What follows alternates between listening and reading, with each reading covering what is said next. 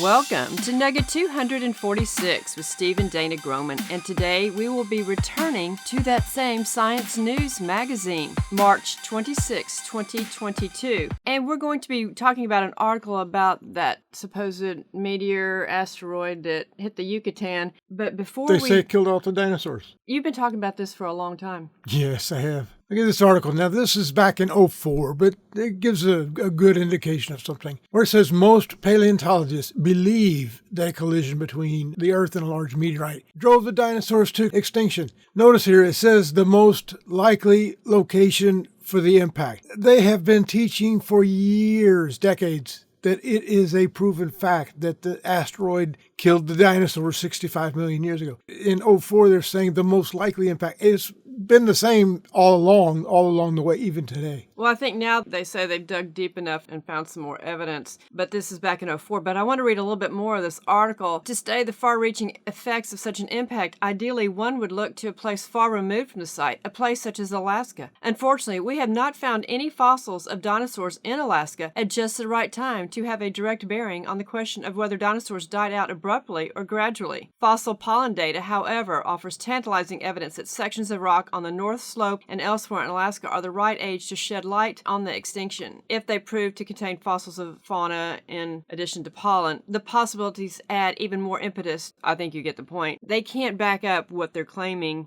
No. This article is almost 20 years old. Yeah. It's kind of crazy, isn't it? It is. That's what you used to talk about in the old Lesson 5, and then we have redone the series, and there is a lesson that's called All About Dinosaurs. And in that lesson, you talk about this more recent article. It's a February 2017. It's talking about the devastation detectives and new rocky evidence about the dinosaurs' final days. That looks pretty horrific, doesn't it? It does. Below the shimmering turquoise waters of Mexico's Yucatan Peninsula lies the scene of prehistoric mass murder in a geologic incident. They call it a dinosaur apocalypse, but yet the article goes on talking about how there are conflicting results, and it's either or this, maybe volcanism or an impact or both, and it's less clear. Even in 2017, they don't know. What's interesting is they call it a prehistoric mass murder. Well, it is a pre-flood catastrophe for sure. Most animals and plant species perished. Of course they did. It was Noah's flood. They talk about towering tsunamis and supervolcanic accomplice and molten rock and gases. Of course, all these things would be evident because these are all things that we know occurred at the time of the Great Flood. Right.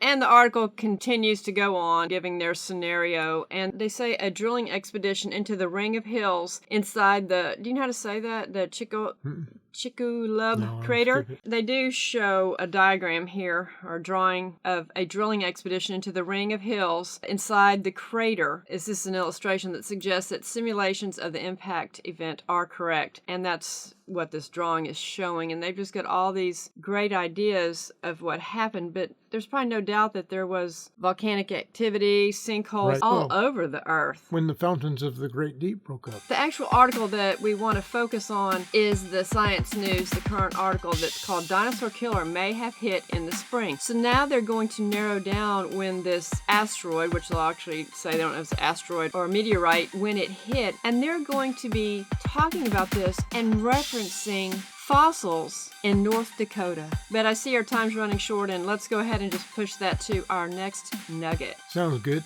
All right, well, thank you.